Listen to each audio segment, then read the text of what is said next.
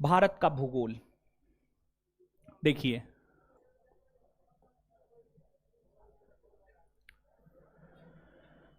जितने भी एक दिवसीय परीक्षा है, सभी एक दिवसीय परीक्षा में भूगोल से प्रश्न पूछे जाते हैं। उसमें भारत के भूगोल से ज्यादातर प्रश्न पूछे जाते हैं। एक बार हमने सोचा था कि भारत का भूगोल, विश्व का भूगोल दोनों एक साथ पढ़ाए, लेकिन कुछ बच्चों का मैसेज आया कि नहीं, दोनों अलग अलग पढ़ाया जाए। इसी वजह से दोनों को सेपरेट करके ही हम आपको पढ़ाएंगे। तो सबसे पहले हम लोग भारत के भूगोल को पढ़ते हैं, और भारत के भूगोल को पढ़ने के साथ साथ जो है हम लोग इसको पढ़ने के बाद जो हम लोग विश्व का भूगोल भी पढ़ लेंगे। देखिए, एक तो सबसे पहले ज्योग्राफी शब्द को थोड़ा सा आप समझिएगा। ज्योग्राफी, भारत का भूगोल, इसका अंग्रेजी होगा इंडियन ज्योग्राफी। इंडियन ज्योग्राफी,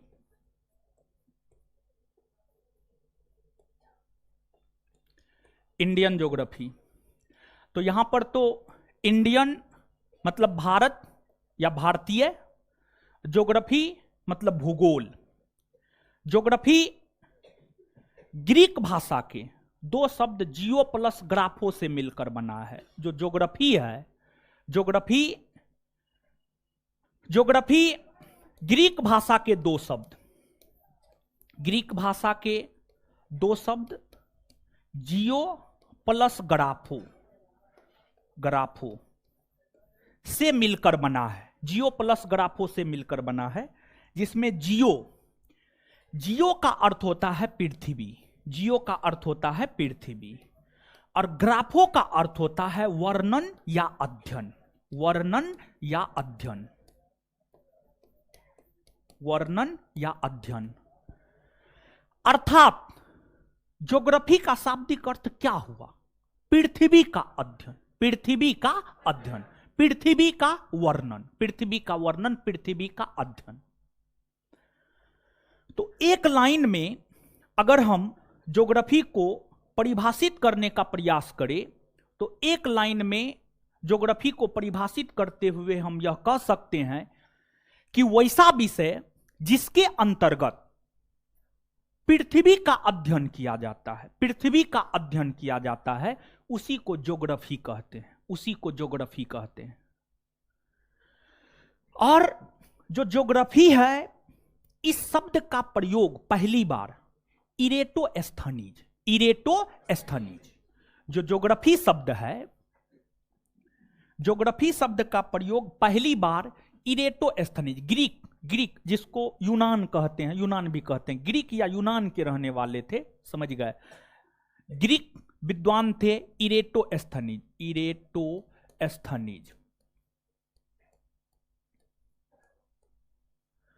जो इरेटोस्थनीज है, इन्होंने ही पहली बार ज्योग्राफी शब्द का प्रयोग किया था, जिस वजह से इन्हें फादर ऑफ ज्योग्राफी कहा जाता है, जिस वजह से इन्हें फादर ऑफ ज्योग्राफी कहा जाता है।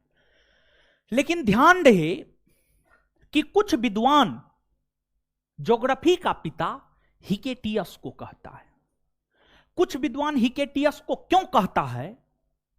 क्योंकि हिकेटियस ने एक पुस्तक लिखी है, पीरियड्स। हिकेटियस की पुस्तक है पीरियड्स, और हिकेटियस के पीरियड्स नामक पुस्तक में पहली बार पृथ्वी का क्रमबद्ध अध्ययन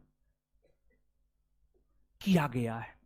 पृथ्वी के विषय में क्रमबद्ध तरीका से, लयबद्ध तरीका से बताया गया है, जिस वजह से कुछ विद्वान हिकेटियस को ज्योग्राफी का पिता कहते हैं। लेकिन ध्यान रहे, आप इरेटोस्थनीज ही याद रखिएगा। ज्योग्राफी का पिता ग्रीक विद्वान इरेटोस्थनीज को कहा जाता है, क्योंकि इन्होंने ही पहली बार ज्योग्राफी शब्द का प्रयोग किया, क्योंकि इन्होंने ही पहली बार ज्योग्राफी शब्द का प्रयोग किया। यहां से आगे बताने से पहले हम आपको यहां पर थोड़ा डायरेक्शन के विषय में बताते हैं, डायरेक्शन, दिशा के विषय में बताते हैं। दिशा, डायरेक्शन, दिशा के विषय में बताते हैं। क्योंकि ज्योग्राफी में मानचित्र का काफी बार प्रयोग होगा और उसमें हम बार बार उत्तर दक्षिण पूरब पश्चिम, उत्तर पूरब दक्षिण पश्चिम, इन सभी शब्दों का प्रयोग करेंगे। तो ये चीज आपको समझ में आनी चाहिए और आपको जानकर आश्चर्य होगा कि जो 5-6 क्लास का बच्चा होता है वो ये सब बात जानता है डायरेक्शन, लेकिन यहां पर हम भरोसा के साथ कह सकते हैं कि अधिकतर लोग डायरेक्शन नहीं जानते होंगे। जानते हैं? कौन कौन लोग जानते हैं? हाथ खड़ा कीजिए तो। अरे वाह, ना हम ही अति पड़ गए। नहीं, एक बच्चा है मेरे बगल में, एक बच्चा रहता है, वो आकर के जो है हमसे पूछता है, 6 क्लास में वो पढ़ता है और हमको पूरा याद है कि 6 क्लास में हम थे तो हम उतना चीज नहीं जानते थे। समझ, वो आकर के पूछता है कि केप ऑफ गुड होप कहाँ है, समझ, केप ऑफ गुड होप कहाँ है, अंडमान निकोबार द्वीप समूह कहाँ है, लक्षद्वीप कहाँ है, समझ गए, सहारा मरुस्थल कहाँ है। जब जनरल कंपटीशन में आए तब हम ये सब चीज जाने। और देखिए 6 साल का बच्चा आज ये सब चीज पढ़ रहा है। तो बताइए कि निश्चित तौर पर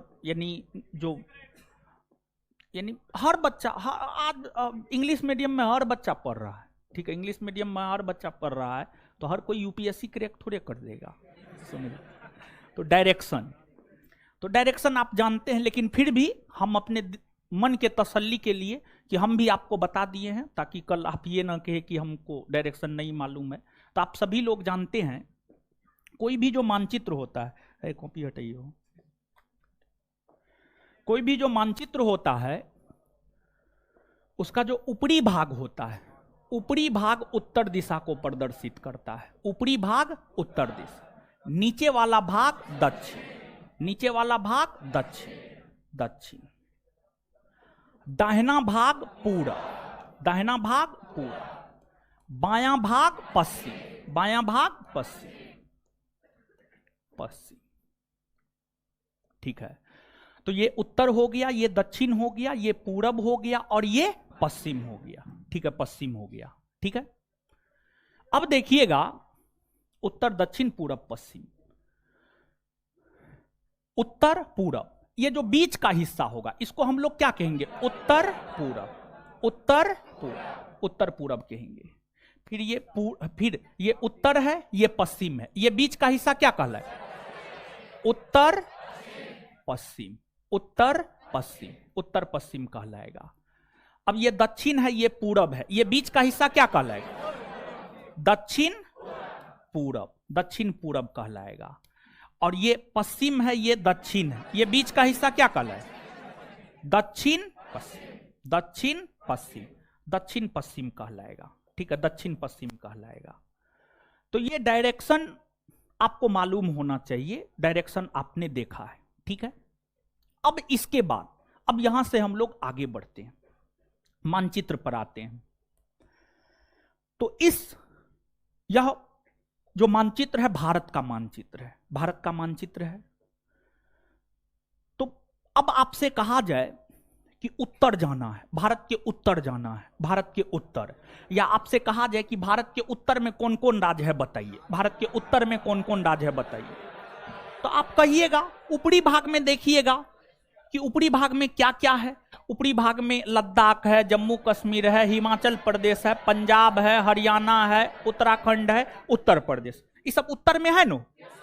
उसके बाद दक्षिण, तो दक्षिण में केरल है, तमिलनाडु है, कर्नाटक है, आंध्र प्रदेश है नो। पश्चिम, पश्चिम में राजस्थान है, गुजरात है, महाराष्ट्र। पूरब बिहार है, झारखंड, ओडिशा, पश्चिम बंगाल, सिक्किम, अरुणाचल प्रदेश, असम, मेघालय, नागालैंड, मणिपुर, मिजोरम, त्रिपुरा, हाँ या ना? ठीक है। तो उत्तर दक्षिण पूरब पश्चिम कुछ क्लियर हो रहा है। और जो है यहां पर अधिकतर लोग भारत के मानचित्र से अवगत होंगे, लेकिन फिर भी हम आपको यहां पर थोड़ी जानकारी दे देते हैं। थोड़ा सा आप देख लीजिए भारत में कौन राज्य कहां है, कहां नहीं है, और घर पे जाकर के ब्लैंक मानचित्र देखिए। अधिकतर लोग भारत के मानचित्र से अवगत हैं, हमको ये चीज पता है, लेकिन फिर भी हम आपको बताते हुए चल रहे हैं, समझ गए, ताकि आपको दिक्कत ना हो। तो भारत में आप सभी लोग जानते हैं, इससे पहले आपके बैच में हम पॉलिटी पढ़ाए हैं।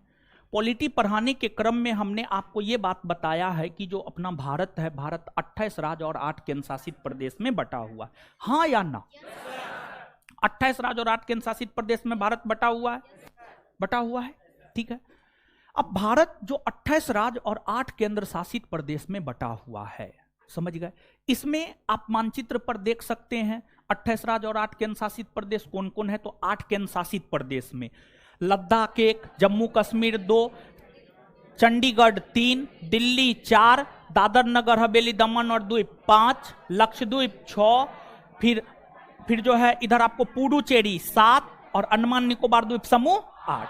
अंडमान निकोबार द्वीप समूह 8, ये 8 केंद्र शासित प्रदेश है। तो एक बार देख लीजिएगा, लद्दाख यहां पर है, ये लद्दाख केंद्र शासित प्रदेश है, सबसे उत्तर में है एकदम लद्दाख है। फिर उसके नीचे में जम्मू कश्मीर है, जम्मू कश्मीर है। पहले लद्दाख और कश्मीर, जम्मू कश्मीर दोनों एक ही हुआ करता था, जम्मू कश्मीर कहलाता था। आज 2 भाग में बट गया है, एक आपको लद्दाख कहलाता है और एक आपको जम्मू कश्मीर कहलाता है। तो 2 केंद्र शासित प्रदेश यहां हो गया।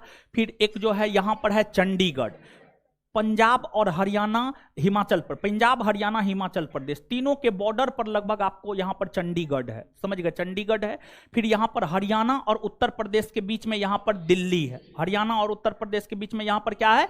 दिल्ली। यहां पर दिल्ली है, समझ गए? दिल्ली है। फिर यहां पर दादर नगर हवेली और दमन और द्वीप है, दादर नगर हवेली और दमन और द्वीप है। फिर यहां पर लक्षद्वीप है, क्या है? लक्षद्वीप है। फिर यहां पर पुडुचेरी है, क्या है? पुडुचेरी, पुडुचेरी है। और पुडुचेरी के बाद यहां पर अंडमान निकोबार द्वीप समूह, क्या है? अंडमान निकोबार द्वीप समूह, अंडमान निकोबार द्वीप समूह है। ये तो केंद्र शासित प्रदेश की अवस्थिति को आपने देखा, केंद्र शासित प्रदेश की अवस्थिति को आपने देखा। अब इन केंद्र शासित प्रदेशों में एक केंद्र शासित प्रदेश है, उसका नाम है पुडुचेरी। पुडुचेरी, जैसे इस बात से आप अवगत होंगे कि जो अपना राज्य बिहार है, यहां पर अधिकतर बिहार के छात्र ही होंगे, जो अपना राज्य बिहार है, बिहार में टोटल 38 जिला है, हाँ या ना? बिहार में टोटल 38 जिला है। उसी प्रकार से एक केंद्र शासित प्रदेश है, उसका नाम है पुडुचेरी। पुडुचेरी में टोटल 4 जिला। कितना जिला? पुडुचेरी में कुल कितना जिला? 4 जिला, 4 जिला। और पुडुचेरी में जो 4 जिला है, उन 4 जिला से हम आपको अवगत करवा देते हैं।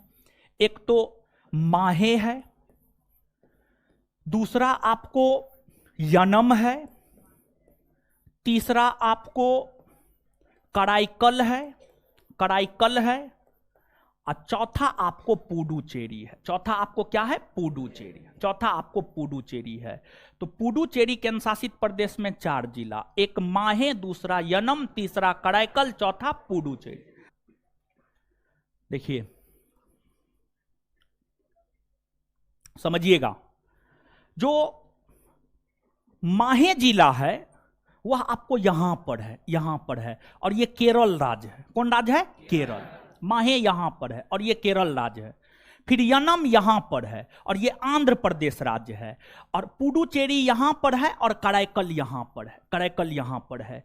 तो आप देख सकते हैं कि जो पुडुचेरी केंद्र शासित प्रदेश है, पुडुचेरी केंद्र शासित प्रदेश में 4 गो जिला, माहे, यनम, कराईकल, पुडुचेरी।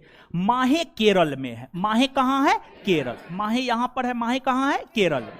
फिर यनम यहां पर है, यनम कहां है? आंध्र प्रदेश में। पुडुचेरी और कराईकल दोनों तमिलनाडु में है। कहां है? तमिल। मतलब क्या हम ये बात कह सकते हैं कि पुडुचेरी भारत का एक ऐसा केंद्र शासित प्रदेश है जिसका विस्तार भारत के 3 अलग अलग राज्य में है। इसका विस्तार केरल में है, इसका विस्तार आंध्र प्रदेश में है और इसका विस्तार तमिलनाडु में है। इसका विस्तार तमिल। क्या हम ये बात कह सकते हैं? हाँ या ना? कोई दिक्कत इसमें? कोई दिक्कत नहीं ना है? आपके नजरों के सामने है, सब चीज मानचित्र पे लिखा हुआ है, टोटल चीज मानचित्र पे लिखा हुआ है। तो ये तो केंद्र शासित प्रदेश के विषय में हुआ। अब इन केंद्र शासित प्रदेशों के अलावा भारत के राज्यों को आप देखिए, भारत का राज्य कौन कहां है? तो आप देख सकते हैं यहां पर हिमाचल प्रदेश है, पंजाब है, हरियाणा है, उत्तराखंड है, उत्तर प्रदेश है, राजस्थान है, गुजरात है, महाराष्ट्र है, मध्य प्रदेश है। फिर यहाँ पर छोटा सा राज्य गोवा है, कर्नाटक है, केरल है, तमिलनाडु है, आंध्र प्रदेश है, तेलंगाना है, ओडिशा है, छत्तीसगढ़ है, बिहार है, झारखंड है, वेस्ट बंगाल है, सिक्किम है, अरुणाचल प्रदेश, असम, मेघालय, नागालैंड, मणिपुर, मिजोरम, त्रिपुरा। ठीक है, तो ये भारत के राज्य हुए। कौन राज्य कहां पर है ये चीज हमने आपको बताया है। अब घर जाकर के जो है, अगर आप कमजोर हैं, ठीक है, अगर आप कमजोर है, देखिए कमजोर होना कोई गलत बात नहीं है, नहीं जानना ये कोई गलत बात नहीं है, लेकिन जब आपको बता दिया जाए तब आप उसको याद नहीं करें, तब आप उसको समझे नहीं, तब आप उसको ड्रॉ नहीं करें, तो ये गलत हो जाएगा। तो आप अधिकतर लोग इस बात से अवगत होंगे, हमको पूरा विश्वास है आप पे। लेकिन कुछ लोग ऐसे होंगे जिनको राज्यों की अवस्थिति के विषय में जानकारी नहीं होगी।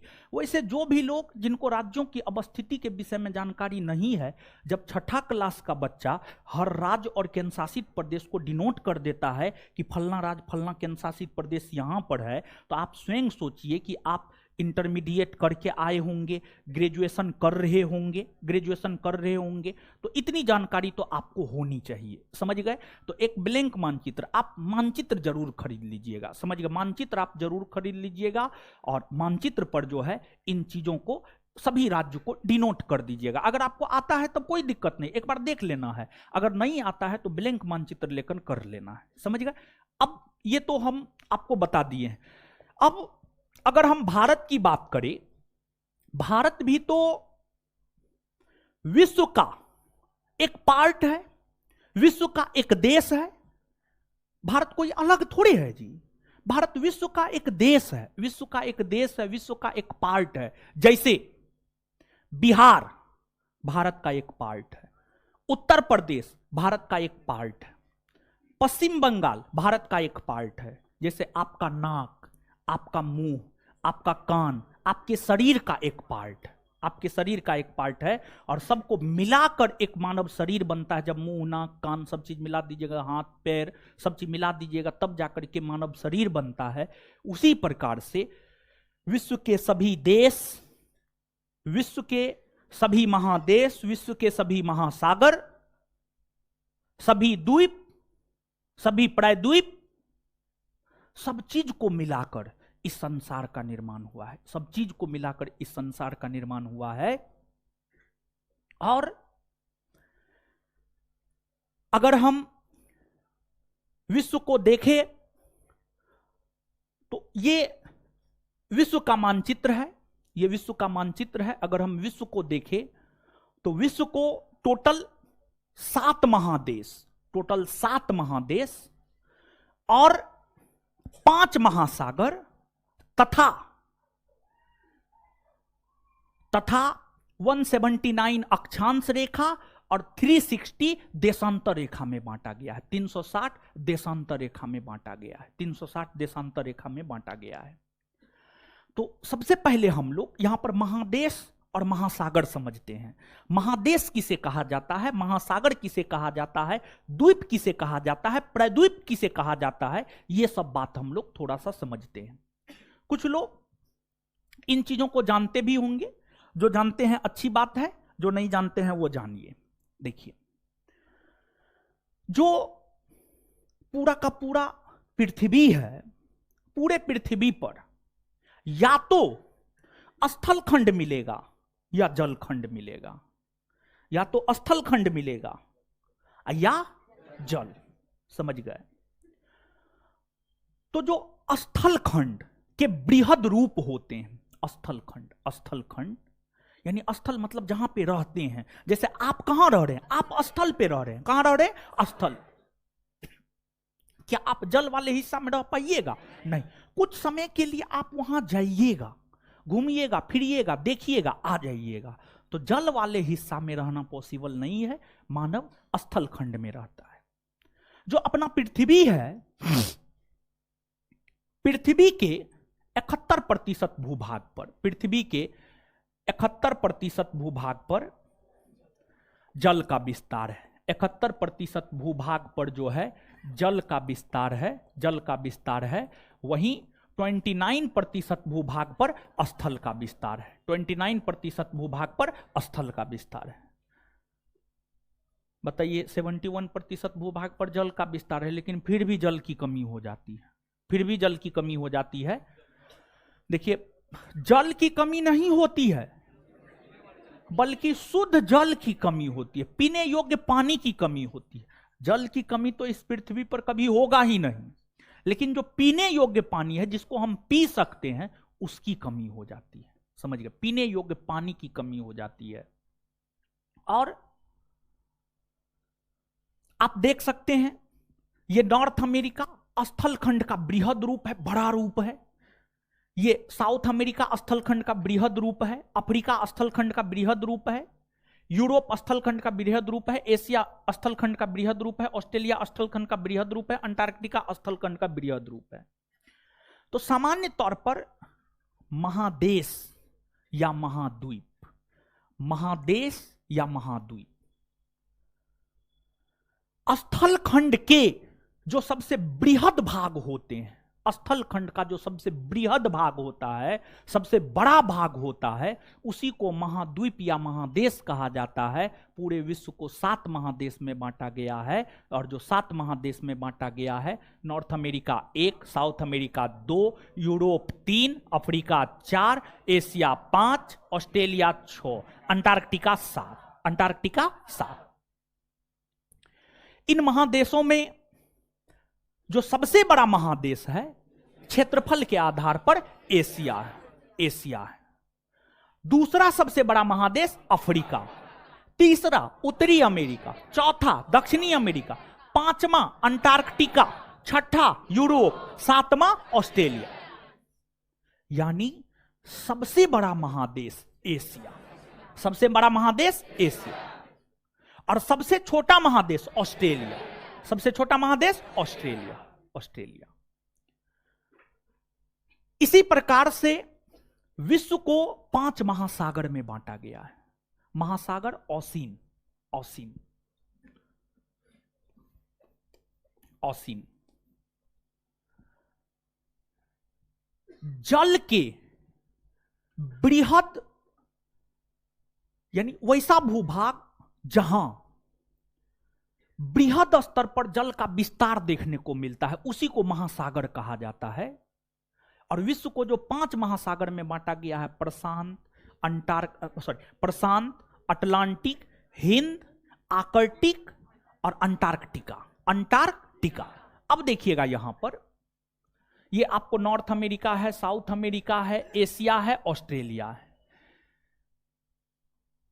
विश्व यानी पृथ्वी, पृथ्वी की अगर हम बात करें तो पृथ्वी क्या है? गोल है। पृथ्वी क्या है? गोल है। ठीक है, यहां पर 3D फिगर है नहीं।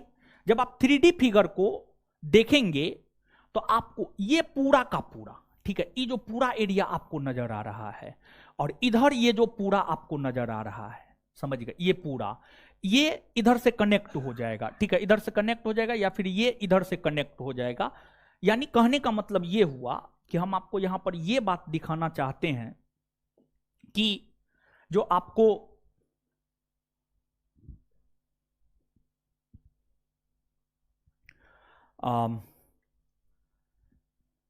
एशिया महादेश, ऑस्ट्रेलिया महादेश, इधर जो है आपको नॉर्थ अमेरिका, साउथ अमेरिका, ठीक है, north America, south America, Asia, Asia के बाद ये ऑस्ट्रेलिया, ऑस्ट्रेलिया के बाद नॉर्थ अमेरिका और साउथ अमेरिका, साउथ अमेरिका। ये चारों के बीच में जब आप 3D फिगर पर देखेंगे तो ये चारों महादेश के बीच में जो महासागर है ये प्रशांत महासागर है, प्रशांत महासागर है। और जो ये प्रशांत महासागर है यह विश्व का सबसे बड़ा और सबसे गहरा महासागर है। विश्व की गहरी गहरी खाइयां प्रशांत महासागर में ही देखने को मिलती है, चाहे मेरियाना गर्त हो या फिर अन्य कोई भी गर्त हो, गहरी गहरी गर्त जो है यहीं पर आपको देखने को मिलती है। तो ये प्रशांत महासागर है, और जो प्रशांत महासागर है यह विश्व का सबसे बड़ा और गहरा महासागर है। तो ये प्रशांत महासागर हो गया। ये आपको अटलांटिक महासागर हो गया। North America, south America, Europe और अफ्रीका के बीच में जो महासागर है अटलांटिक महासागर हो गया।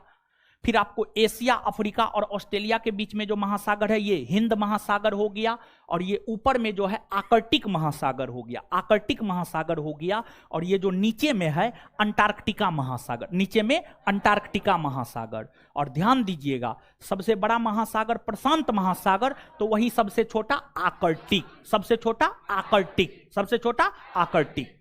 ठीक है, तो ये बात तो आप समझ गए होंगे, इतना बात समझ में आया? एक बार बताइए तो, विश्व का सबसे बड़ा महादेश, सबसे बड़ा महादेश, सबसे छोटा, सबसे छोटा ऑस्ट्रेलिया। इसके बाद आगे बताइएगा, सबसे बड़ा महासागर, सबसे बड़ा महासागर, सबसे छोटा महासागर आर्कटिक, सबसे छोटा, सबसे छोटा। इतना बात क्लियर? चलिए अब इसके बाद जो है हम आपको यहां पर एक चीज, आप मानचित्र को गौर से देखिएगा, ठीक है, मानचित्र को गौर से देखिएगा, और इसके बाद हम आपसे पूछेंगे, ठीक है। मानचित्र को देख रहे हैं आप लोग, देख रहे हैं मानचित्र को? तो मानचित्र पे आप थोड़ा सा गौर फरमाइए, तो क्या आपको इस मानचित्र के ऊपर लाइन खींचा हुआ नजर आ रहा है? लाइन खींचा हुआ नजर आ रहा है? देखिए ये लाइन खींचा हुआ है ऐसे, ये लाइन ऐसे खींचा हुआ है, फिर ये लाइन ऐसे खींचा हुआ है, फिर ये लाइन ऐसे खींचा हुआ है। इस प्रकार का लाइन क्या आपको नजर आ रहा है? हाँ या ना?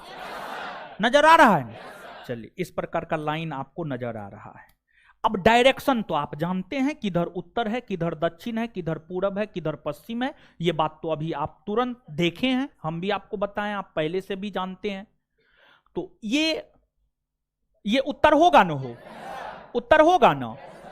ये दक्षिण होगा ना? हो दक्षिण होगा। ये पूरब होगा ना? ये पूरब होगा ना? ये पश्चिम होगा ना? पश्चिम होगा ना?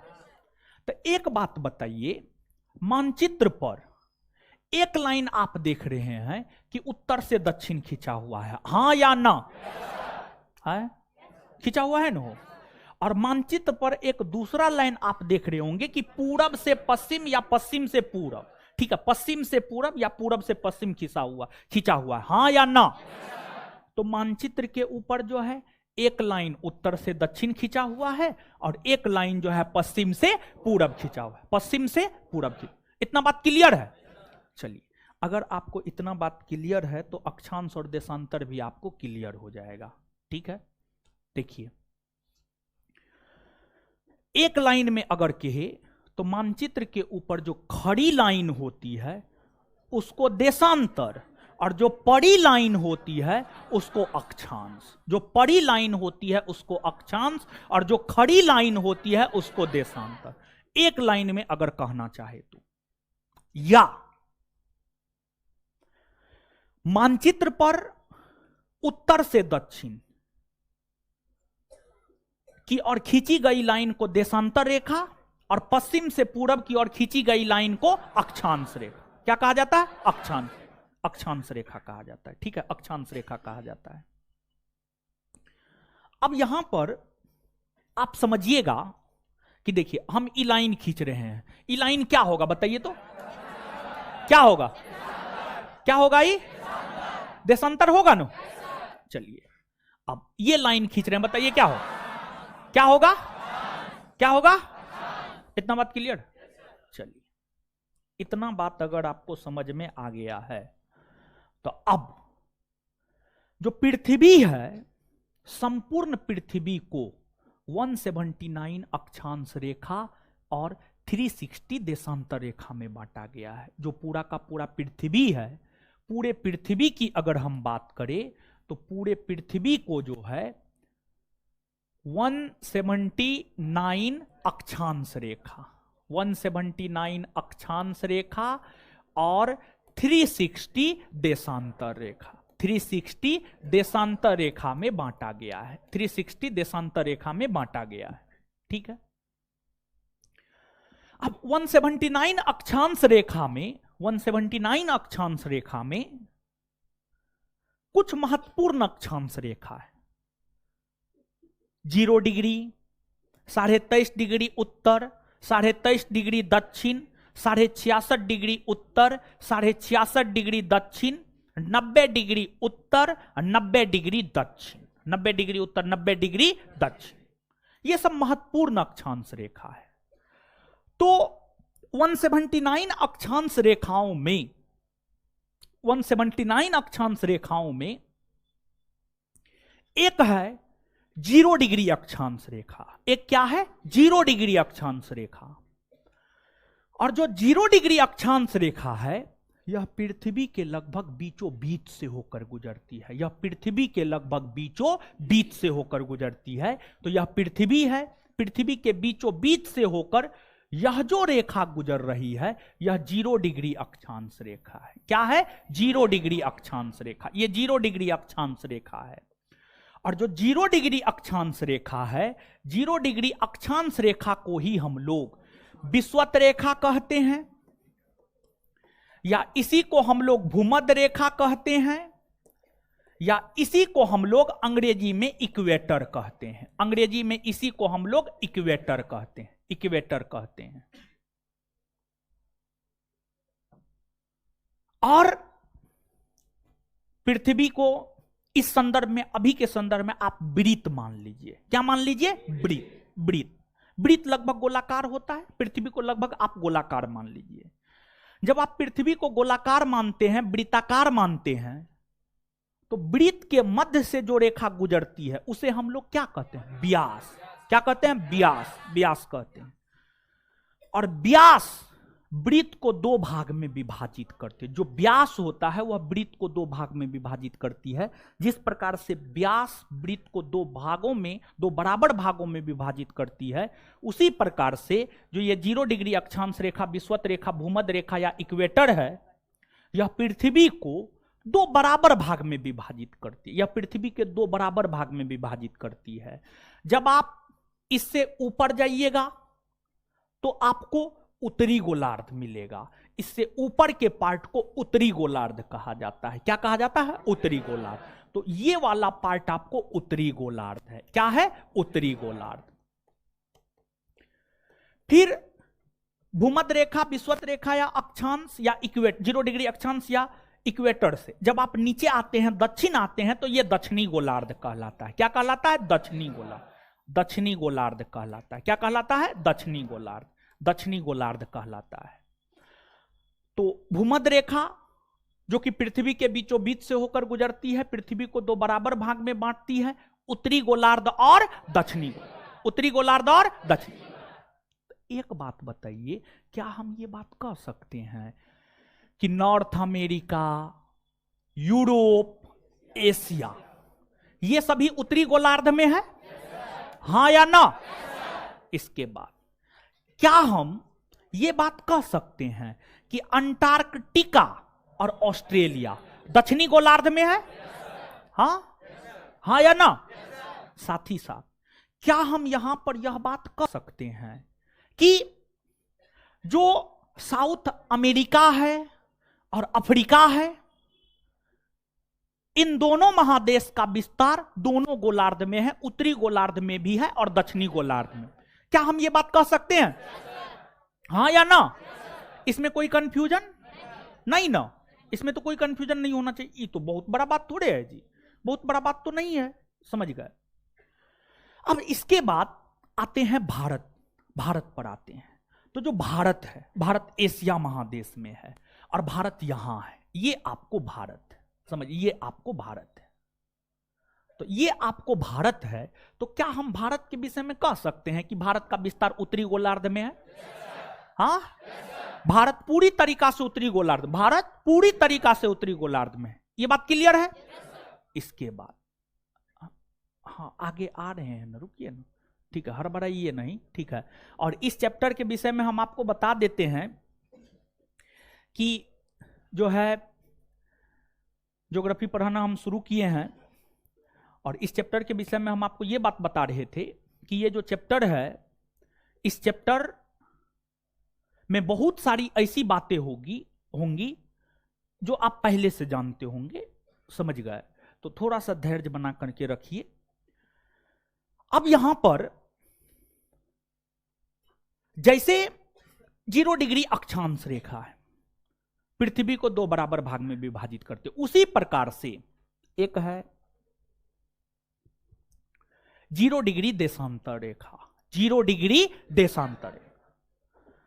और जो 0 डिग्री देशांतर रेखा है, 0 डिग्री देशांतर रेखा भी पृथ्वी को 2 बराबर भाग में विभाजित करती है। 0 डिग्री देशांतर रेखा भी पृथ्वी को 2 बराबर भाग में विभाजित करती है। और ये है आपको 0 डिग्री देशांतर रेखा, ये है आपको 0 डिग्री देशांतर रेखा, 0 डिग्री देशांतर रेखा। 0 डिग्री देशांतर रेखा कि जब आप दाहिना भाग में आते हैं तो इधर पूर्वी देशांतर होता है। पूर्वी देशांतर क्या होता है? पूर्वी देशांतर। ये 0 डिग्री देशांतर रेखा है, इसके दाहिना आइएगा तो ये पूर्वी देशांतर होता है, और इसके बायां आइएगा तो ये पश्चिमी देशांतर होता है। क्या होता है? पश्चिमी देशांतर होता है। तो अब आप देख सकते हैं जो 0 डिग्री देशांतर रेखा है, 0 डिग्री देशांतर रेखा यूरोप से होकर गुजर रही है, अफ्रीका से होकर गुजर रही है, अंटार्कटिका से होकर गुजर रही है। तो 0 डिग्री देशांतर रेखा यूरोप, अफ्रीका और अंटार्कटिका से होकर गुजरती है। वहीं 0 डिग्री देशांतर रेखा के पूरब में जो महादेश है, एशिया महादेश है, ऑस्ट्रेलिया महादेश है, और जो पश्चिम में महादेश है, नॉर्थ अमेरिका और साउथ अमेरिका, नॉर्थ अमेरिका और साउथ, नॉर्थ अमेरिका और। तो क्या यहां पर हम यह बात कह सकते हैं कि जो भारत है पूर्वी देशांतर में है? भारत पूर्वी देशांतर में है, क्या हम ये बात कह सकते हैं? हां या ना? तो क्या भारत के विषय में हम ये बात कह सकते हैं कि भारत उत्तरी गोलार्ध और पूर्वी देशांतर में? एक लाइन में इस बात को कह सकते हैं, भारत उत्तरी गोलार्ध और पूर्वी देशांतर में स्थित है। क्या इसको समझने में किसी को कोई आपत्ति, कोई कष्ट नहीं ना है? तो भारत उत्तरी गोलार्ध और पूर्वी, उत्तरी गोलार्ध और पूर्वी देशांतर में, ठीक है। यह बात आपको क्लियर हो गया होगा। अब इसके बाद यहां से थोड़ा सा और आगे बढ़ते हैं, ठीक है। अब देखिएगा आप यहां पर कि हमने आपको यह बताया है कि पूरे पृथ्वी को 179 अक्षांश रेखा में बांटा गया है, 179 अक्षांश रेखा में बांटा गया है। तो यह है आपको 0 डिग्री अक्षांश रेखा, 0 डिग्री अक्षांश रेखा। और 0 डिग्री अक्षांश रेखा को विषुवत, भूमध्य, जो भी कहना है आप कहिए। इससे ऊपर जाते हैं तो उत्तरी गोलार्ध होता है, इससे ऊपर जाते हैं क्या होता है? उत्तरी गोलार्ध। क्या होता है? उत्तरी गोलार्ध। अब देखिएगा उत्तरी गोलार्ध में 0 के बाद क्या आता है? 1, 2, 3, 4, 5, 6, 7, इस प्रकार से आप आगे बढ़िएगा। तो इसके ऊपर जाइएगा तो आपको मिलेगा 1 डिग्री उत्तरी अक्षांश रेखा, और ऊपर जाइएगा तो 2 डिग्री उत्तरी अक्षांश रेखा, और ऊपर जाइएगा 3 डिग्री उत्तरी अक्षांश रेखा, 4 डिग्री उत्तरी अक्षांश रेखा, 5 डिग्री उत्तरी अक्षांश रेखा, 6 डिग्री उत्तरी अक्षांश रेखा, और 90 डिग्री तक उत्तरी अक्षांश रेखा आपको मिलेगा। 90 डिग्री तक उत्तरी अक्षांश रेखा मिलेगा। और जो 90 डिग्री उत्तरी अक्षांश रेखा होता है, इसको उत्तरी ध्रुव कहा जाता है। उत्तरी ध्रुव, नॉर्थ पोल कहा जाता है, नॉर्थ पोल कहा जाता है 90 डिग्री तक। तो ध्यान दीजिएगा, 0 डिग्री से जब ऊपर जाते हैं तो कौन गोलार्ध माना जाएगा? उत्तरी गोलार्ध। उत्तरी गोलार्ध में 1 डिग्री उत्तरी अक्षांश रेखा से लेकर कितना डिग्री उत्तरी अक्षांश रेखा तक मिलेगा? 90 डिग्री उत्तरी अक्ष, 90 डिग्री उत्तरी। जैसे उत्तरी गोलार्ध में 1 डिग्री से लेकर 90 डिग्री तक उत्तरी अक्षांश रेखा मिलता है, और 90 डिग्री उत्तरी अक्षांश रेखा को उत्तरी ध्रुव कहते हैं। उसी प्रकार से दक्षिणी गोलार्ध में भी 1 डिग्री दक्षिणी अक्षांश रेखा, 2 डिग्री दक्षिणी अक्षांश रेखा, 3 डिग्री दक्षिणी अक्षांश रेखा। उसी प्रकार से दक्षिणी गोलार्ध में भी 90 डिग्री तक दक्षिणी अक्षांश रेखा मिलेगा। और जो 90 डिग्री दक्षिणी अक्षांश रेखा होता है, 90 डिग्री दक्षिणी अक्षांश रेखा को हम लोग दक्षिणी ध्रुव कहते हैं, दक्षिणी ध्रुव कहते हैं, दक्षिणी ध्रुव कहते हैं, ठीक है, दक्षिणी ध्रुव कहते हैं। अब कहीं ना कहीं यह चीज आपके दिमाग में आना चाहिए कि भारत उत्तरी गोलार्ध में 0 डिग्री अक्षांश रेखा से 90 डिग्री उत्तरी अक्षांश रेखा के बीच में स्थित होगा, हां या ना? क्योंकि भारत उत्तरी गोलार्ध में है ना, उत्तरी गोलार्ध में। तो अब भारत का जो अक्षांशीय विस्तार है, भारत का जो अक्षांशीय विस्तार है वह है 8 डिग्री 4 मिनट। 8 degree 4 minute. उत्तरी अक्षांश रेखा होगा या दक्षिणी? हाँ, उत्तरी होगा ना? उत्तरी होगा। 8 डिग्री 4 मिनट उत्तरी अक्षांश रेखा से लेकर 37 डिग्री 6 मिनट उत्तरी अक्षांश रेखा। 37 डिग्री 6 मिनट उत्तरी अक्षांश रेखा। भारत का यह अक्षांशीय विस्तार है। भारत का यह क्या है? अक्षांशीय। तो क्या हम यह बात कह सकते हैं भारत उत्तरी गोलार्ध में 8 डिग्री उत्तरी अक्षांश रेखा से 37 डिग्री 6 मिनट उत्तरी अक्षांश रेखा के बीच में फैली हुई है, हां या ना? कह सकते हैं। अब एक बात बताइएगा, 8 डिग्री 4 मिनट उत्तरी अक्षांश रेखा, 8 डिग्री 4 मिनट उत्तरी अक्षांश रेखा और 37 डिग्री 6 मिनट उत्तरी अक्षांश रेखा के बीच में 23.5 डिग्री उत्तरी अक्षांश रेखा आएगा या नहीं आएगा? जैसे 5 और 15 के बीच में 10 आएगा, 5 और 15 के बीच में 10 आएगा ना? तो वैसे ही 8 डिग्री 4 मिनट उत्तरी अक्षांश रेखा और 37 डिग्री 6 मिनट उत्तरी अक्षांश रेखा के बीच में 23.5 डिग्री उत्तरी अक्षांश रेखा नहीं आएगा? आएगा ना? तो अब 8 डिग्री 4 मिनट उत्तरी अक्षांश रेखा और 37 डिग्री 6 मिनट उत्तरी अक्षांश रेखा के बीच में जो 23.5 डिग्री उत्तरी अक्षांश रेखा आता है, उस 23.5 डिग्री उत्तरी अक्षांश रेखा को ट्रॉपिक ऑफ कैंसर यानी हिंदी में कर्क रेखा कहते हैं। अंग्रेजी में ट्रॉपिक ऑफ कैंसर और हिंदी में कर्क रेखा कहते, हिंदी में कर्क रेखा कहते हैं। तो ये है आपको कर्क रेखा। क्या है? कर्क रेखा। ये आपको कर्क रेखा है, कर्क रेखा है। तो 8 डिग्री 4 मिनट उत्तरी से 37 डिग्री 6 मिनट उत्तरी के बीच में 23.5 डिग्री उत्तरी अक्षांश रेखा आता है और 23.5 डिग्री उत्तरी अक्षांश रेखा को हम लोग क्या कहते हैं? कर्क रेखा। 23.5 डिग्री उत्तरी अक्षांश रेखा को क्या कहते हैं? कर्क रेखा। मतलब कर्क रेखा भारत से होकर गुजरती है या नहीं गुजरती है? गुजरती है ना?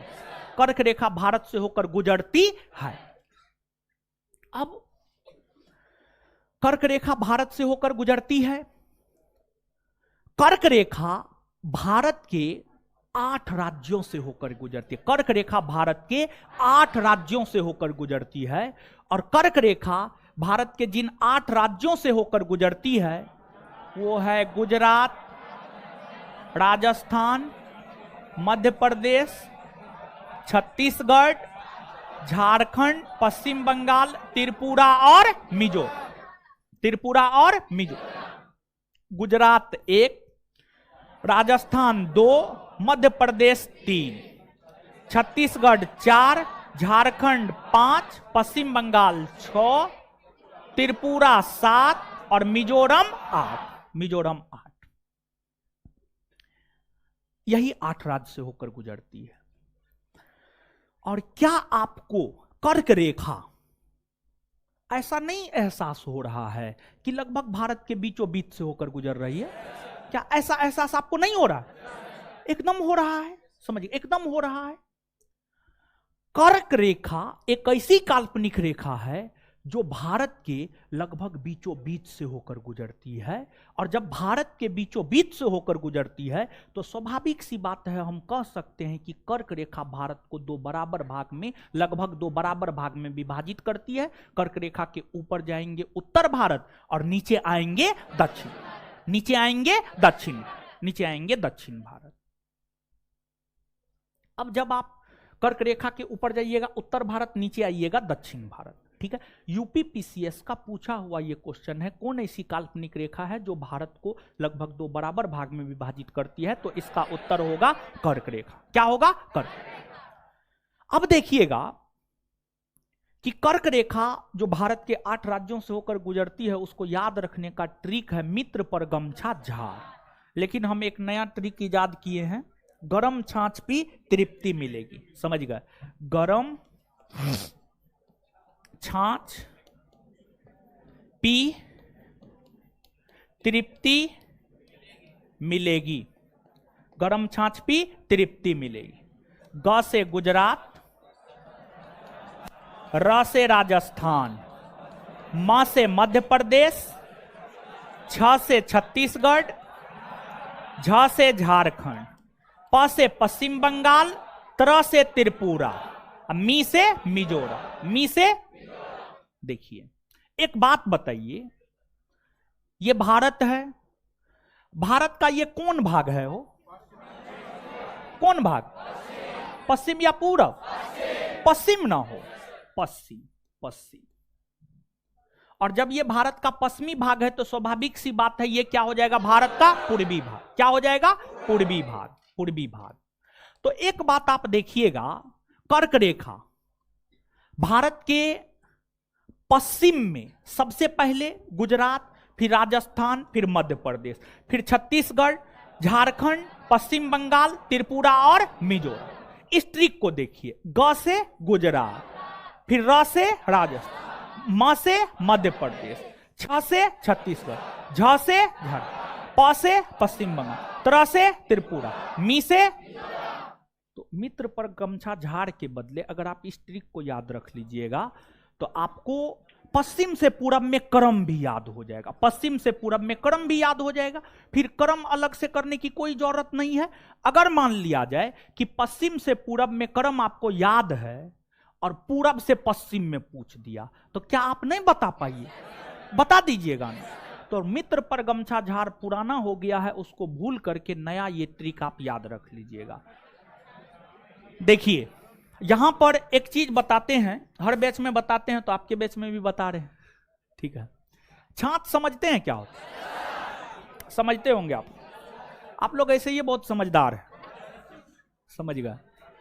देखिए, गांव घर की जो महिला होती है ना, ऐसे महिला कंजूस होती है, ठीक है।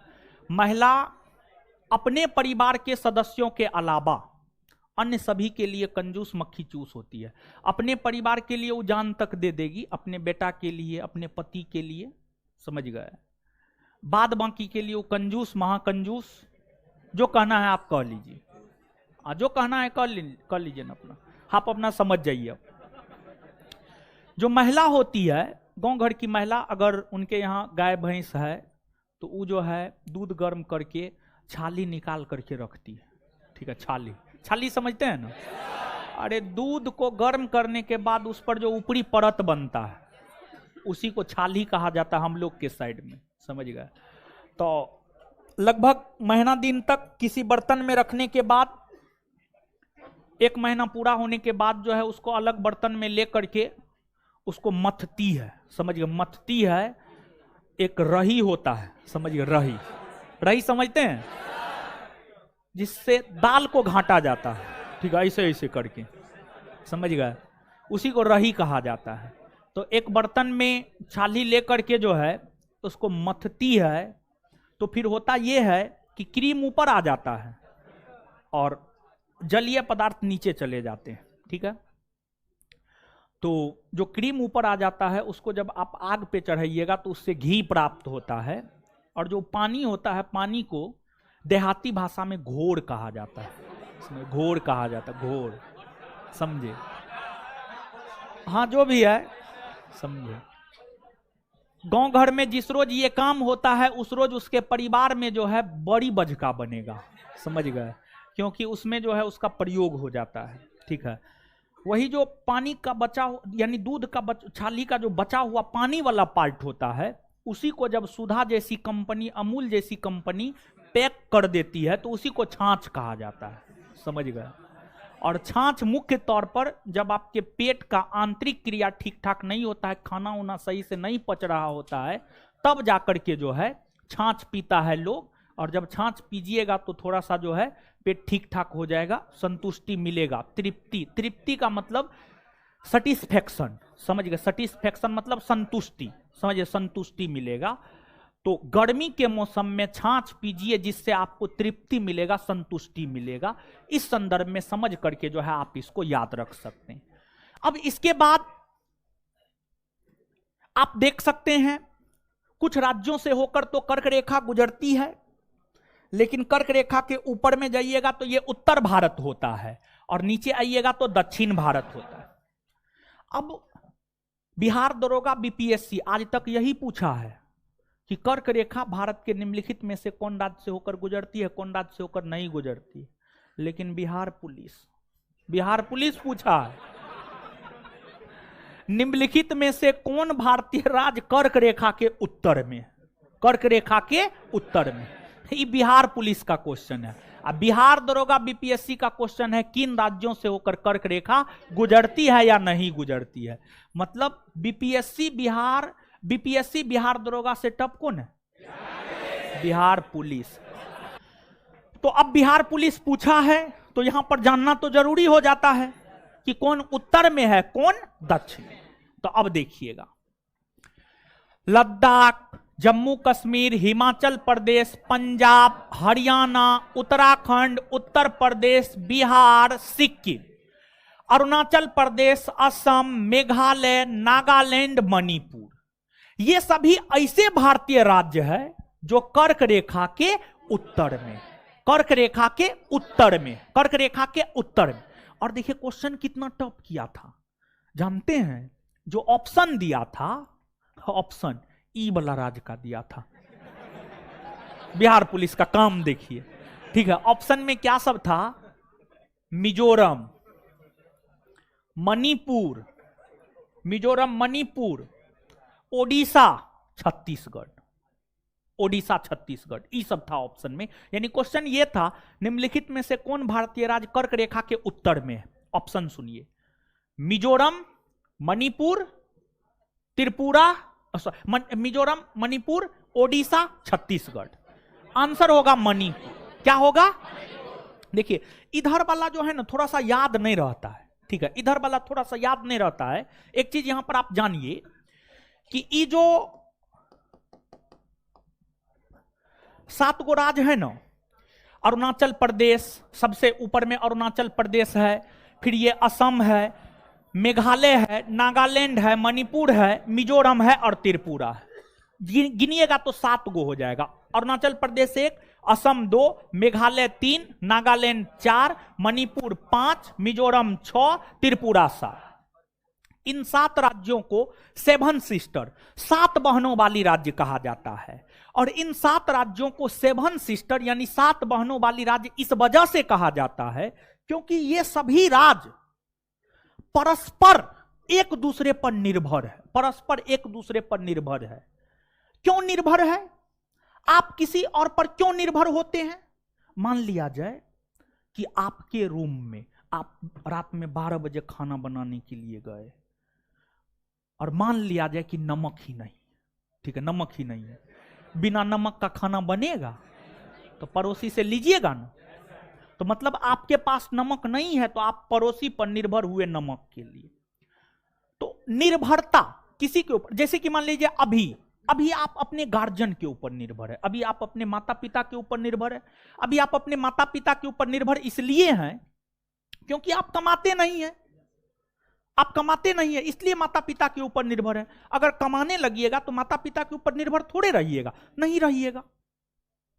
तो मतलब कहीं ना कहीं आपकी कमजोरी है कि आप कमाते नहीं, इसलिए माता पिता के ऊपर निर्भर है। तो इन राज्यों में, सब राज्य में सब चीज का उत्पादन नहीं होता है। कोई राज्य गेहूं उगाता है तो कोई चावल, और कोई सरसों उगाता है तो कोई मक्का। हर राज्य में हर चीज का उत्पादन नहीं होता है, हर राज्य में हर चीज का उत्पादन नहीं होता है। और ये सब राज्य भारत के अन्य राज्यों से बहुत कम कनेक्टेड है, बहुत कम। देखिए ना यहां पर बीच में बांग्लादेश आ जाता है, फिर देखिए यहां पर कनेक्शन बहुत छोटा है। और जब तक कांग्रेस की सरकार रही थी, कांग्रेस की सरकार, देखिए कांग्रेस, बंकिम चंद्र चटर्जी बहुत बड़े विद्वान थे, बहुत बड़े साहित्यकार थे। वे कह के चले गए हैं कांग्रेस के लोग पदों के भूखे राजनीतिज्ञ हैं, यानी कांग्रेस के लोग पद का भूखा होता है। देख लीजिए ना ज्योतिरादित्य सिंधिया को, समझ गए, देख लीजिए ना सचिन पायलट को, समझिए, देखिए ये सबको। और भी बहुत सारा एग्जाम्पल है कांग्रेस के भीतर, समझ गए। तो कांग्रेस जो है यानी वोट बैंक की राजनीति करता है। यह सब राज्य का राजनीतिक तौर पर बहुत ज्यादा महत्व नहीं है, क्योंकि लोकसभा राज्यसभा सीट इन राज्यों में कम है। लेकिन हमारे मोदी जी ने नारा दिया है सबका साथ सबका विकास। तो मोदी जी भारत के सिर्फ इन राज्यों पर ध्यान नहीं दिया, बल्कि इन राज्यों पर भी मोदी जी ध्यान दिए। समझ गए? तो मोदी जी के आने के बाद जो है थोड़ा सा कनेक्टिविटी इन राज्यों का भारत के अन्य राज्यों के साथ बढ़ गया है। ठीक है, अब ये राज्य पहले की तुलना में थोड़ा बेहतर स्थिति में है। तो इन राज्यों का कनेक्शन भारत के अन्य राज्यों से बहुत कम था। तो इन राज्यों का भारत के अन्य राज्यों से कनेक्शन कम था। तो अब आप स्वयं सोचिए, ये सभी राज्य आपस में ना एक दूसरे पर निर्भर होगा, अन्य राज्यों से इनका कनेक्शन होगा। मान लिया जाए कि आपका भाई आपके पास रहेगा तब ना आप उसके रूम से नमक उठा लाइएगा। आपका भाई आपके रूम के बगल में नहीं रहता, वो 5 किलोमीटर दूर में रहता है, तो आपका जो पड़ोसी है वही ना आपको मदद करेगा। कि रात को 12 बजे आपका भाई नमक लेकर के आएगा? नहीं ना आएगा, नमक लेकर के नहीं आएगा। तो मतलब इन राज्यों में आपसी निर्भरता, इन राज्यों में आपसी निर्भरता बनी हुई है, जिस वजह से इन राज्यों को 7 सिस्टर की श्रेणी में रखा जाता है। 7 सिस्टर की श्रेणी में रखा जाता है। और सीधा देखिए ना, 7 सिस्टर में से 2 राज्य से होकर तो कर्क रेखा गुजरबे करती है, मिजोरम और त्रिपुरा। उसके अलावा जो भी 7 सिस्टर के अंतर्गत राज्य आता है सब कर्क रेखा के उत्तर में, टोटल कर्क रेखा के उत्तर में। किधर है? उत्तर में। आप देख लीजिए, मणिपुर, नागालैंड, असम, मेघालय, अरुणाचल प्रदेश सब उत्तर में है। दूसरे तो गुजरबे करती है, और जिससे होकर गुजरती है वहां पर दक्षिण उत्तर करने का कोई सवाल पैदा नहीं होता है। बात को समझे? तो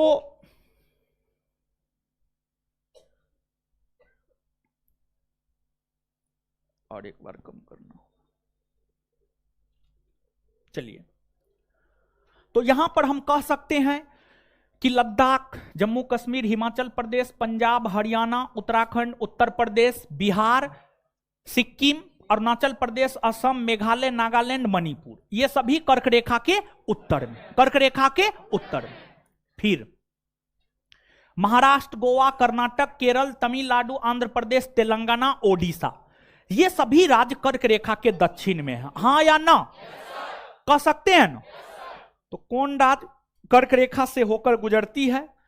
कर्क रेखा किन किन राज्यों से होकर गुजरती है? कौन राज्य कर्क रेखा के उत्तर में है और कौन राज्य कर्क रेखा के दक्षिण में है? ये सब बात क्लियर हो गया ना? यहां से अब हम लोग थोड़ा सा आगे बढ़ते हैं। ठीक है,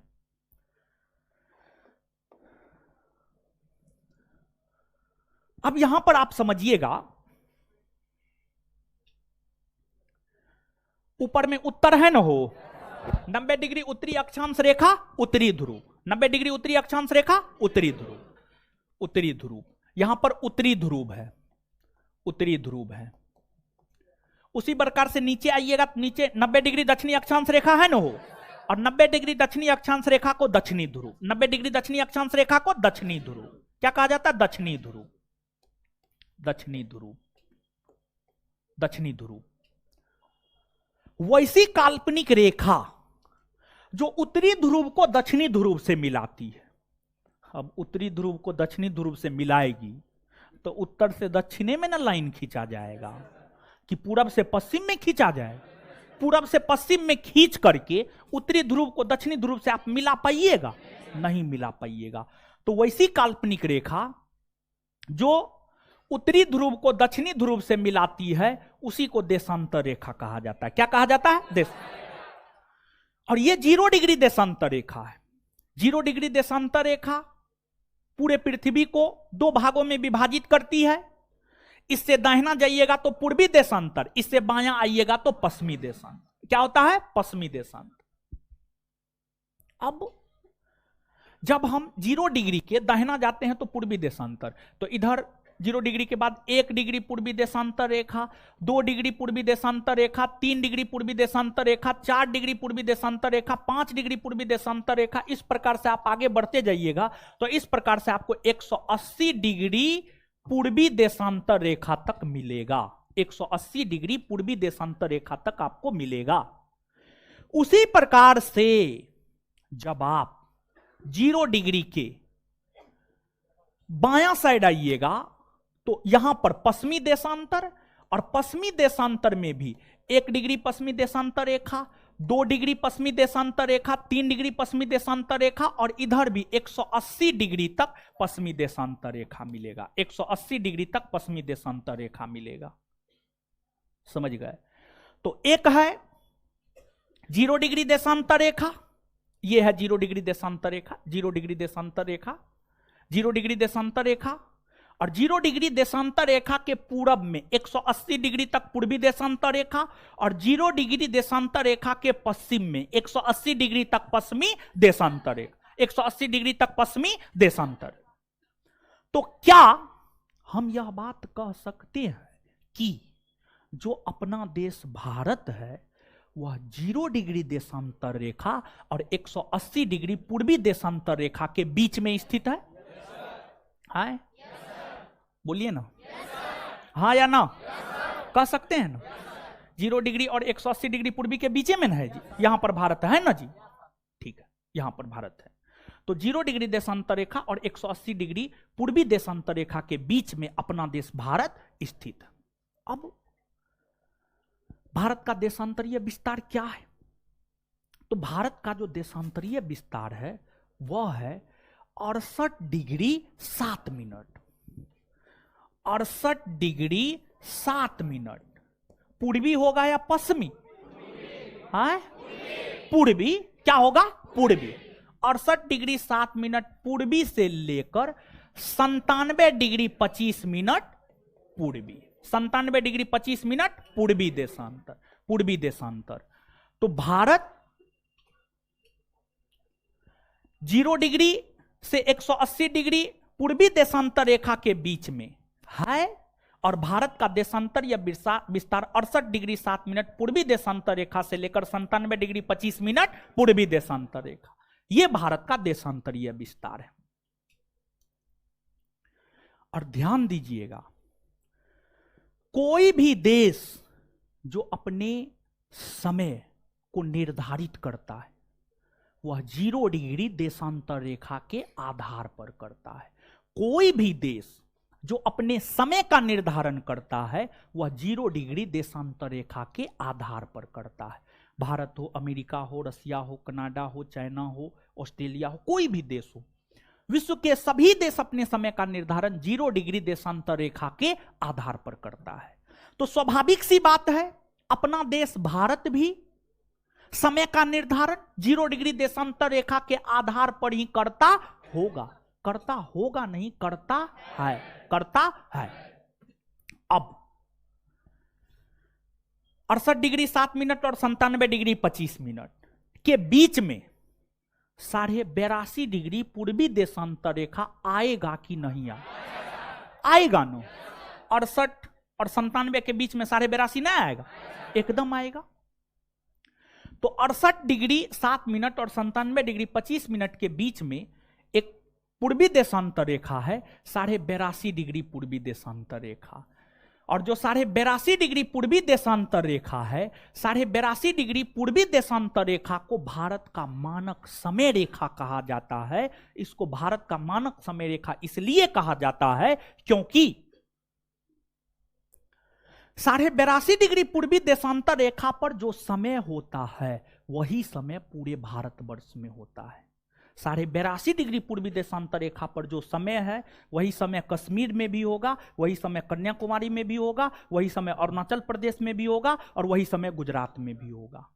अगर 82.5 डिग्री पूर्वी देशांतर रेखा पर अभी रात का 8:53 हो रहा है, कश्मीर में भी 8:53 है, कन्याकुमारी में भी 8:53, अरुणाचल प्रदेश में भी 8:53 और गुजरात में भी 8:53। पूरे भारतवर्ष में 8:53 हो रहा होगा। पूरे भारतवर्ष में कहीं भी ऐसा नहीं होगा कि 8:00 जो है 60 मिनट हो गया है या 9:10 हो गया। नहीं, 8:53 का मतलब 8:53 ही, समझ गए। और यह जो 82.5 डिग्री पूर्वी देशांतर रेखा है यह 82.5 डिग्री पूर्वी देशांतर रेखा को भारत का मानक समय रेखा कहा जाता है और 82.5 डिग्री पूर्वी देशांतर रेखा भारत के 5 राज्यों से होकर गुजरती है। भारत के 5 राज्यों से होकर गुजरती है। 82.5 डिग्री पूर्वी देशांतर रेखा जो भारत के 5 राज्यों से होकर गुजरती है, उसको याद रखने का ट्रिक है मौका। मौका क्या है? मौका। मौका, मौका पे चौका मारिए। एम से मध्य प्रदेश, ओ से ओडिशा, ओ से ओडिशा, यू से उत्तर प्रदेश, सी से छत्तीसगढ़, सी से छत्तीसगढ़, ए से आंध्र प्रदेश, ए से, ये है 82.5 डिग्री पूर्वी देशांतर रेखा। देखिए ध्यान दीजिएगा,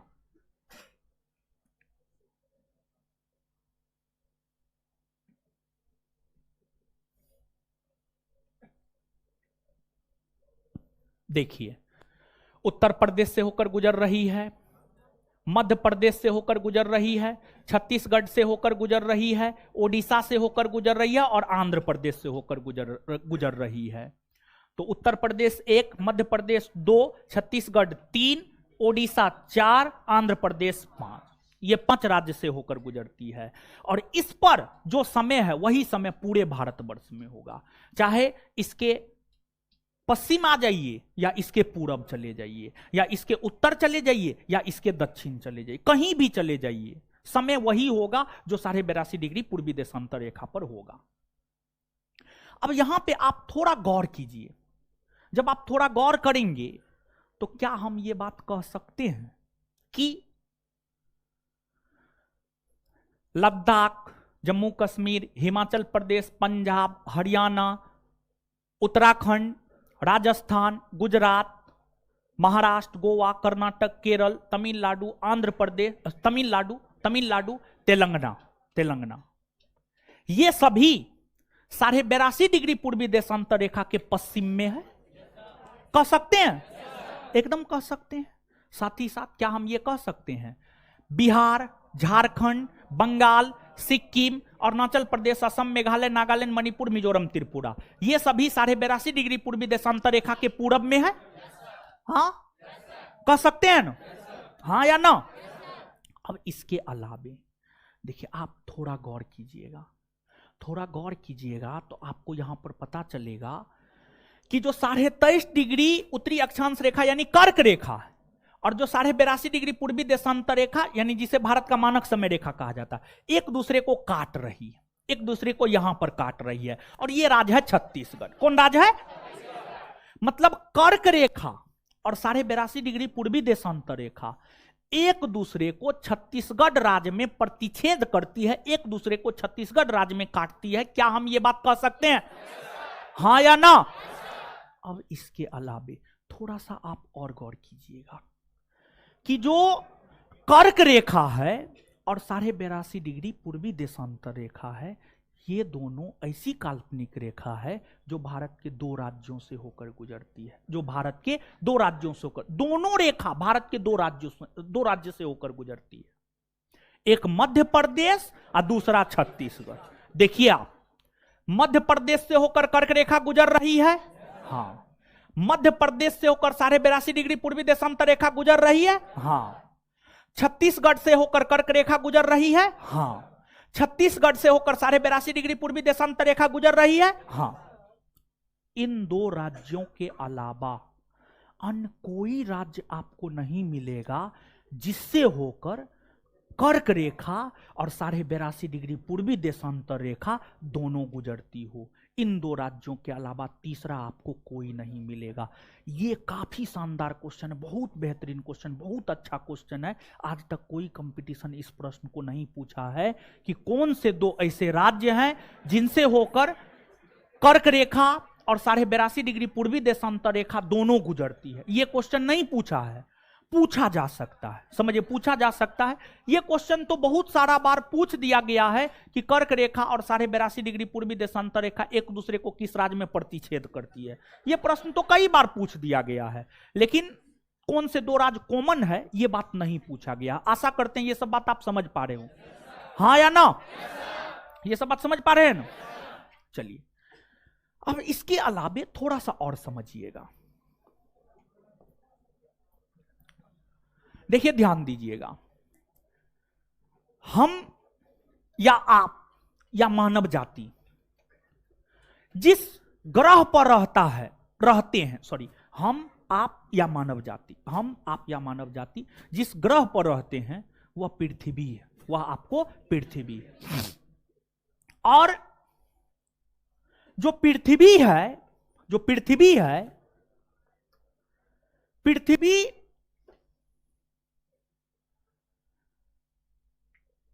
सूर्य की परिक्रमा करता है, पृथ्वी सूर्य की परिक्रमा करता है। देखिए हम लोगों को एक सौरमंडल के विषय में पढ़ना होता है। सौरमंडल वर्ल्ड ज्योग्राफी का पार्ट है, वर्ल्ड ज्योग्राफी का पार्ट सौरमंडल है।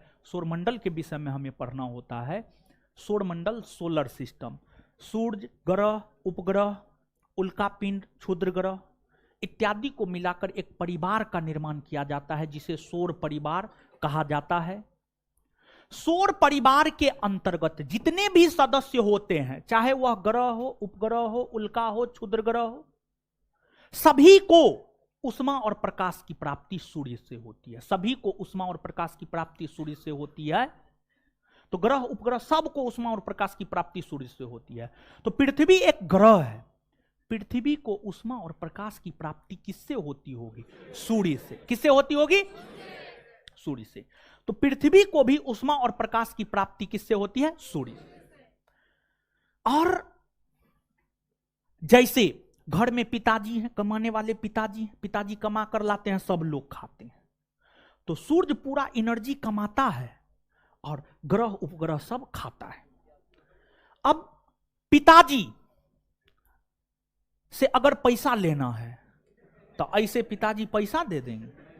72 बार चक्कर कटवाएंगे तब जाकर के अंतिम में देंगे। समझ गए? तो अब ऐसे तो सूर्य उष्मा प्रकाश नहीं दे देगा। तो ग्रह सूर्य की परिक्रमा करता है, पृथ्वी भी सूर्य की परिक्रमा करता है। पृथ्वी जब सूर्य की परिक्रमा करता है तब जाकर उसको उष्मा और प्रकाश की प्राप्ति होती है। उष्मा और प्रकाश की, ये सब नेचुरल चीज है जो ऊपर से सब चीज संचालित होता है। आप स्वयं सोचिए ना कि जब पृथ्वी को सूर्य की परिक्रमा करनी पड़ती है तब जाकर के उष्मा और प्रकाश की प्राप्ति उसको होती है। तो बिना पिताजी के 4 चक्कर लगाए पैसा मिल जाएगा? कभी नहीं मिल सकता। सब प्रकृति द्वारा संतुलित होता है। आपके जीवन में, ठीक है, आपके जीवन में कुछ भी होता है एकदम ऊपर से संचालित होता है। सब चीज एकदम फिक्स है, ये होना है, होगा, सब चीज होगा आपके जीवन में। समझ गए? तो अब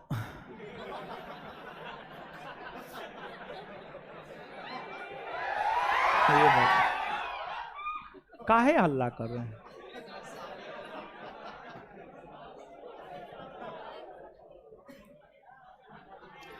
आप लोग का शादी होगा? भरम में जी रहे हैं महाराज।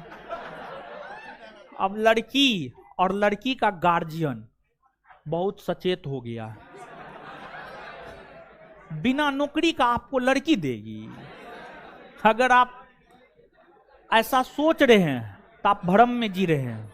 समझ गए? पढ़िए, हम जो समझाना चाह रहे थे तो अब आप लोग समझिएगा नहीं।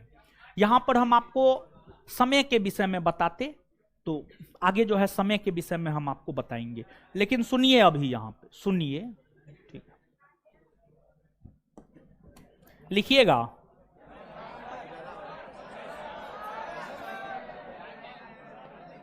नहीं लिखिएगा? और देखिए, ये सब तो सामान्य सी जानकारी हुई है, लेकिन उससे पहले याद करते हैं। ज्योग्राफी ग्रीक भाषा के 2 शब्द किससे किससे बना है? जियो प्लस जियो का अर्थ, ग्राफो का अर्थ, ग्राफो का अर्थ। फादर ऑफ ज्योग्राफी किसे कहा? ज्योग्राफी का पिता, ज्योग्राफी का पिता इरेटोस्थनीज। इसके बाद आगे बता, पूरे विश्व को कितने महादेश और कितने महासागर में? 7 महादेश और सबसे बड़ा महादेश, सबसे छोटा, सबसे बड़ा महासागर प्रशांत, सबसे बड़ा, सबसे छोटा आर्कटिक ना। भारत कौन गोलार्ध में? उत्तरी। कौन देशांतर में? पूर्वी। पूर्वी। भारत का अक्षांशीय विस्तार कहां से कहां? 8 डिग्री 4 मिनट से 37 डिग्री 6 मिनट। भारत का देशांतरीय विस्तार कहां से कहां? 68 डिग्री 7 मिनट से 97 डिग्री। 68 डिग्री 7 मिनट से 97 डिग्री 25 मिनट। इसके बाद कर्क रेखा भारत के बीचों बीच से होकर गुजरती है, हाँ या ना? कौन ऐसी काल्पनिक रेखा है जो भारत को 2 बराबर भाग में विभाजित कर? कौन है? कर्क रेखा भारत के कितने राज्यों से होकर? कितने राज्यों से होकर? पहला, दूसरा, तीसरा, चौथा, पांचवा, छठा, सातवां, आठवां। क्लियर है? इसके बाद 82.5 डिग्री पूर्वी देशांतर रेखा भारत का मानक समय रेखा है। कितने राज्यों से होकर? कितने राज्यों से? पहला, दूसरा, तीसरा, चौथा, पांचवा। अच्छा, कर्क रेखा और 82.5 डिग्री पूर्वी देशांतर रेखा एक दूसरे को कहां काटती है? कहां काटती है? छत्तीसगढ़ में। कौन से 2 राज्य है जहां से कर्क रेखा 82.5 डिग्री पूर्वी देशांतर रेखा दोनों गुजरती है? मध्य प्रदेश और इतना बात क्लियर है? बिहार कर्क रेखा के उत्तर में या दक्षिण में? बिहार, सिक्किम, अरुणाचल प्रदेश उत्तर, अरुणाचल प्रदेश, महाराष्ट्र दक्षिण ना, पंजाब, तेलंगाना 82.5 डिग्री पूर्वी देशांतर रेखा के पूरब में बिहार है या पश्चिम में? किधर है? महाराष्ट्र किधर है? महाराष्ट्र, सिक्किम, राजस्थान। क्लियर है? याद हो गया ना? धन्यवाद सभी लोगों का।